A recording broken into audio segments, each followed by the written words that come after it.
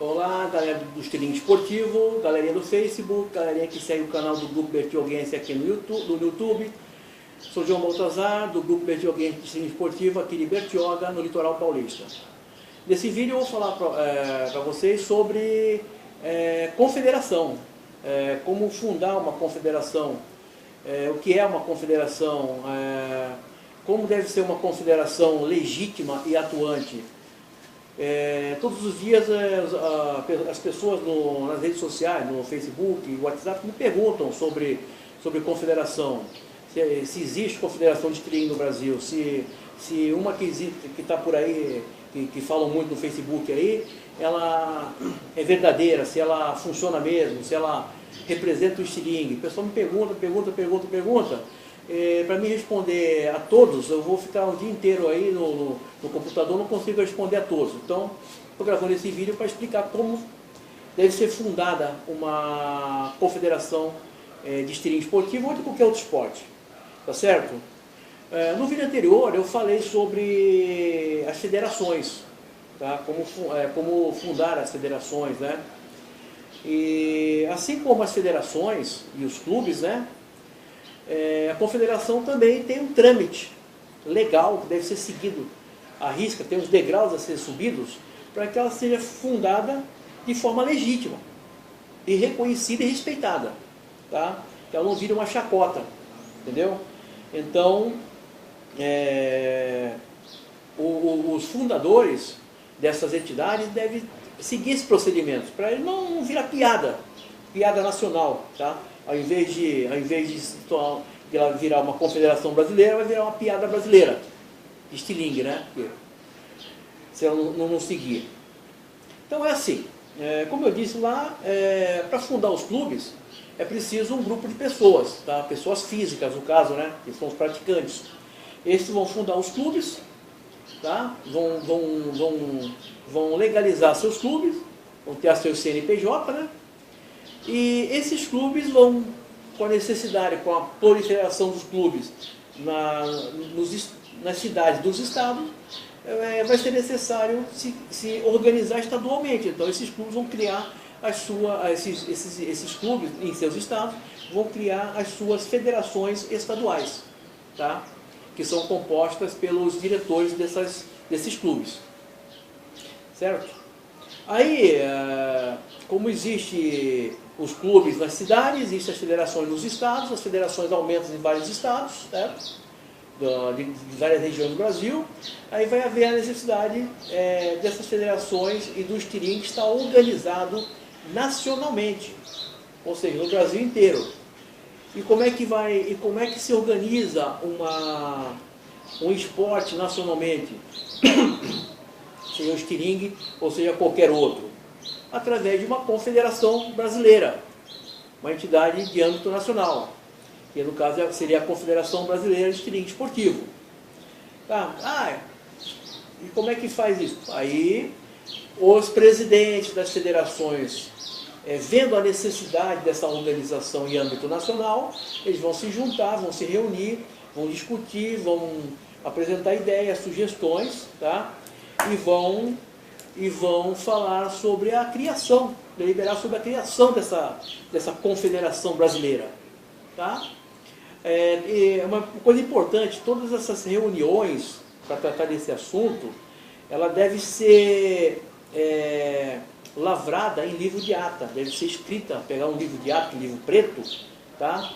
E deve ser escrita, ela deve ser tudo que for falado, deve ser anotado naquele livro de ata, que no final das reuniões deve ser assinado pelo secretário e por todos. Tá? Então, esses presidentes dessas federações vão se juntar, tá? Eles vão escolher um nome para a entidade, vão escolher o endereço, a finalidade e outras coisas mais, e vão redigir esse estatuto social. O estatuto social existe até um padrão que é reconhecido pelo Ministério dos Esportes, que tem modelo aí do padrão que é reconhecido pelo Ministério dos Esportes. Então basta baixar ele, editar ele com o nome da entidade e pronto, está feito o estatuto. certo? Já vem tudo escritinho, é só botar o nome no cabeçalho lá e está feito já o Estatuto Social padrão, que é reconhecido pelos órgãos governamentais do esporte, que rege o esporte no Brasil. Estatuto pronto, elaborado, já prontinho, certinho, ele deve ser submetido a todos os interessados, a Assembleia Geral que vai fundar essa confederação. Ele vai ser lido em voz alta perante todos e todos vão dar o seu ok, certo?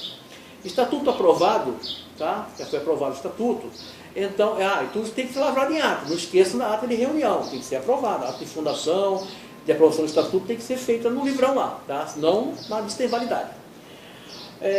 Já com o estatuto aprovado direitinho, aí vai ser marcada uma reunião para eleger a primeira diretoria, que deve ser composta no mínimo por 10 pessoas, tá?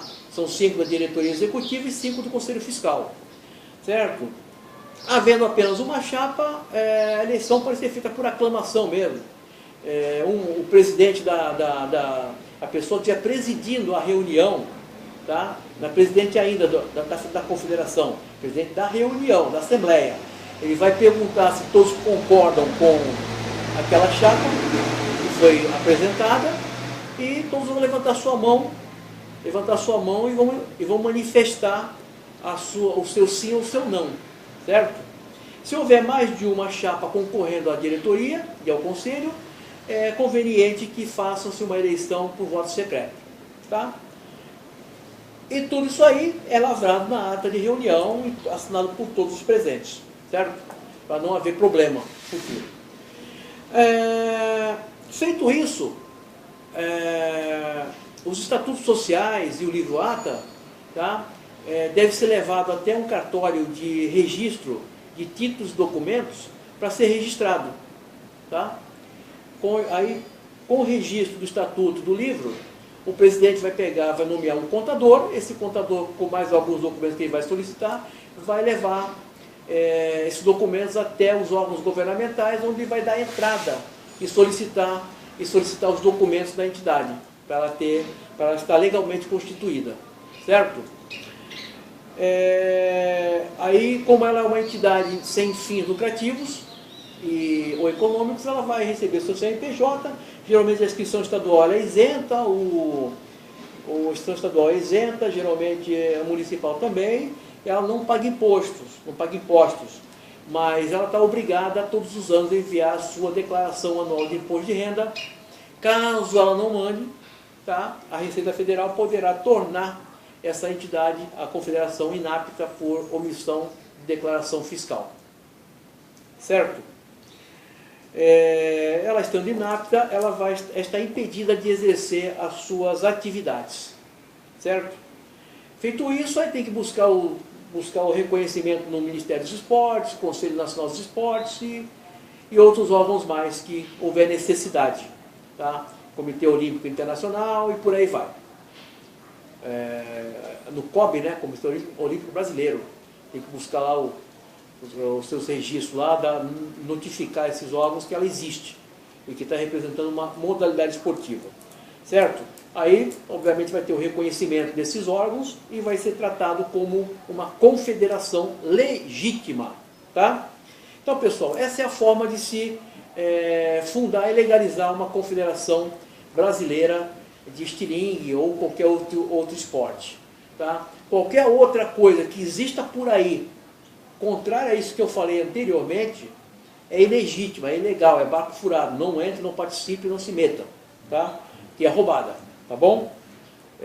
Tem uma por aí que estão falando, até porém, não vou nem citar o nome, que o pessoal comenta muito, já deu muito pano para manga, deu muito disse-me-disse, muito mimimi, e essa entidade aí, ela não é legítima, ela é uma associação com o nome de confederação, ela não me representa, não representa seu ninguém, ela deve representar apenas os membros dela lá na cidade dela lá e olha lá. Eu, se fosse o organizador lá, eu teria mudado o nome dela. Teve uma chance agora, está com chance de mudar o nome dela. Tá? Muda para clube, para qualquer outra coisa. Mas como confederação, ela não é, como diz lá na Tropa de Elite, nunca será. Certo? Então, é isso aí. Pessoal, o estilingue brasileiro, no Brasil, ele ainda não é considerado um esporte. A gente tenta fazer que ele seja um esporte, mas ele não é considerado um esporte no Brasil, tá? Ao contrário dos nossos amigos lá fora. Lá fora sim, lá é esporte. Em modalidade, em alguns países, até modalidade profissional. No Brasil não é esporte. A gente tenta fazer com que seja, mas no momento o estilingue, ele é praticamente uma piada nacional. Porque quando você fala que pratica estilingue esportivo, todo mundo já pensa que você mata passarinho.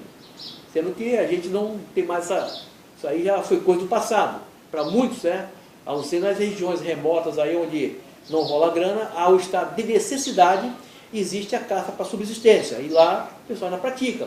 Mas aqui nas regiões mais urbanizadas, a gente não tem esse costume de andar dando pelotada em passarinho por aí. Isso aí já foi.